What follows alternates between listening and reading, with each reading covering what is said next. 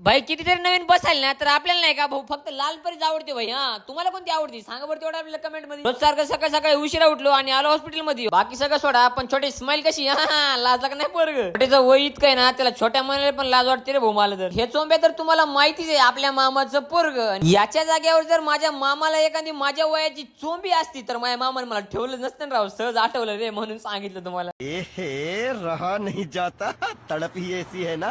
मत करती काय नळा चालू होता आणि अचानक काय पाऊस आला काही समजायलाच नाही भाऊ. पावसाचं रोजच पाऊस पडायला की राव. तर आता वाजलेत 5 आणि आमचं झालंय चहाचं टाइम. तर चाललो आम्ही चहा प्यायला. पाटीलला जरा भूक लागली होती म्हणून नाही का चहा सुद्धा वडापाव पण घेऊन टाकलं भाऊ. आता जाता जाता शेवटचं सिनेमॅटिक बघून जा आणि आपला व्हिडिओ आवडला असेल तर लाईक आणि मला फॉलो करा. भेटू उद्या चोंब्यानो.